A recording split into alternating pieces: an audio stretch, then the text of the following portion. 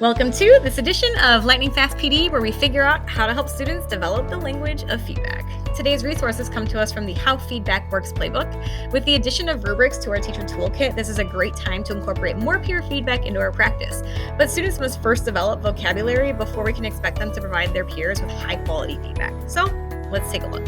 First, we must develop language skills. There are 3 tiers of vocabulary when considering feedback. The first is our Tier 1 vocabulary. These are our everyday words we use in common spoken language and the vocabulary we build through conversation.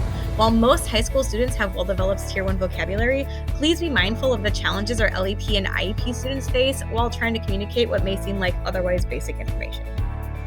Tier 2 is standard academic vocabulary we use across multiple content areas. These are oftentimes verbs we use to give students a directive for interacting with the content. Examples include predict, infer, analyze, evaluate, and more. While we likely use this vocabulary frequently, assuming that our students understand what it means, they may not. When asking students to use academic vocabulary to provide peer feedback, take the time to explore what those words mean.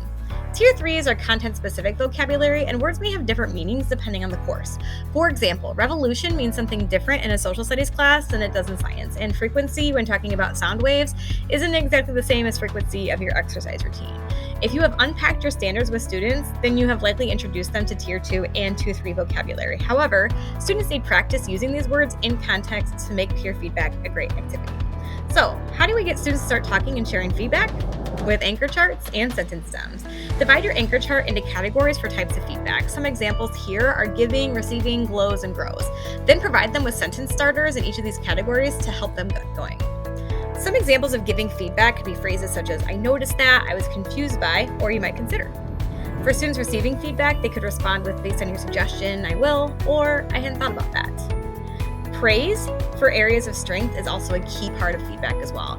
Peers recognizing good work help build reflective practice. Students could give peers glows by saying, this was quality work because, or I like how you did this. Polite ways to communicate areas of growth is a skill students must also develop. By saying it might be helpful to, or perhaps you could, students are able to offer their peers with opportunities for growth that allow the receiver to do what they wish with that feedback. I hope you found this helpful and are ready to help your students level up their feedback game. Thanks for watching. We'll see you next time for Lightning Fast PD.